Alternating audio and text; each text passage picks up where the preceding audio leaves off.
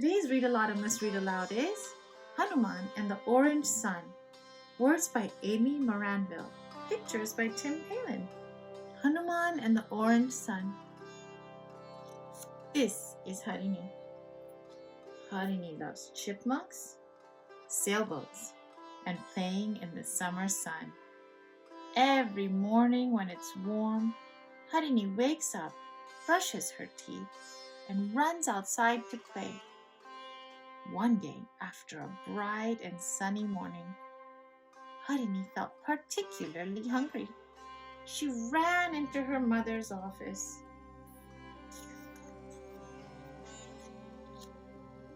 Amma, Amma, can I have a paratha for lunch?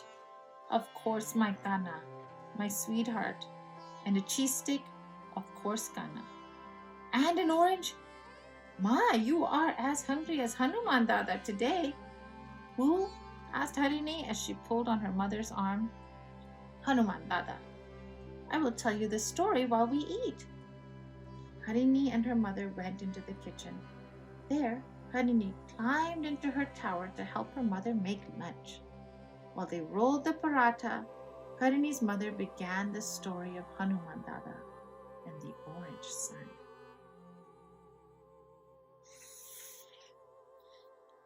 Before he grew to be a tall, strong god, she said, Hanuman Dada was just a baby in his crib. One morning, Hanuman Dada woke up and he was very hungry. He looked up and saw a bright orange way up high in the sky. And he thought to himself, big juicy orange. I will fly up and take a bite. Do you think that's an orange? So Hanuman Dada stretched his legs. 1, 2, squatted down. He swished his tail back and forth and took aim. Then he pushed off with his legs and jumped into the sky. Hanuman Dada flew into the air. Up he went, past the trunks of trees.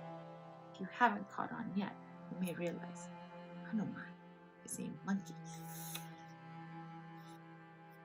Past the treetops, past the birds, over the clouds.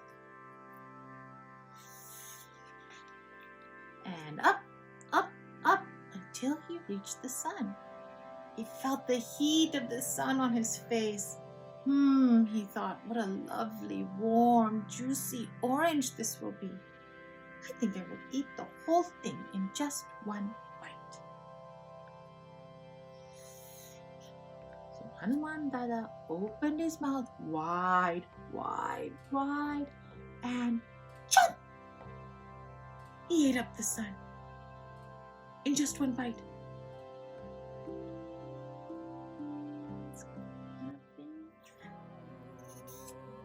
But with the sun in his mouth, he could not shine down on the earth. Everything was dark.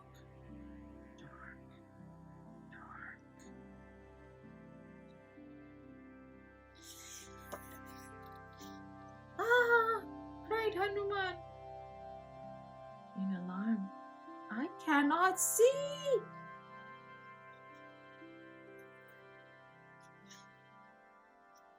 Hanuman Dada wasn't the only one who couldn't see. Who turned out the lights? Cried the gods in the sky. Panicked, they called to their leader to bring back the sun. Indra, king of the gods, help us. And Indra cried, a ferocious monster has eaten our sun. I will strike it down.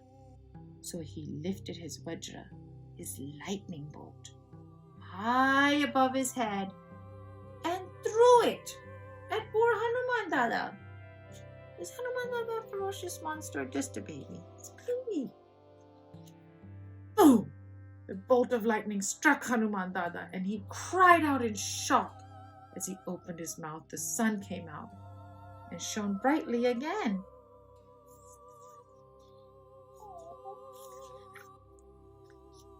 Hanuman Dada tumbled down through the clouds past the birds, past the treetops, past the trunks of trees, and back to earth, where he landed with a big thud. Ouch, said Hanuman Dada as he started to cry. His father, Vayu, the wind god, heard him crying. He ran to his son and cradled him. Why have the gods done this to my son? He shouted angrily. But Indra said nothing. Again Vayu demanded, Tell me why this has happened. Again, no one answered. Finally, Vayu stamped his foot and said, If no one answers me, I will stop the winds. But still, Indra did not answer. Oh.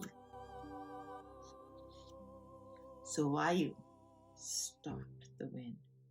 The trees were still, the crops were still, the oceans were still, and the whole earth was desert hot.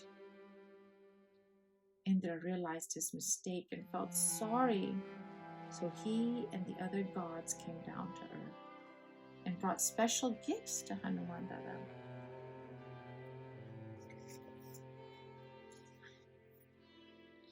And I bet you can guess which one was his favorite, Harini's Amma said.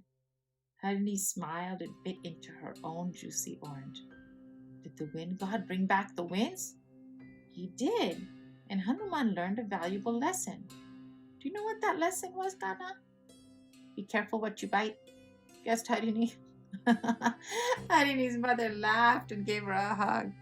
That, but also to think before you act, because you are more powerful than you know.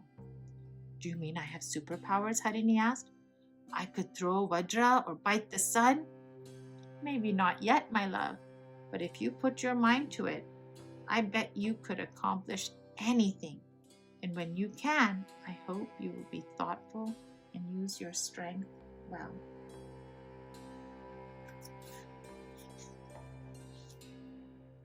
The end. Thank you for reading with me.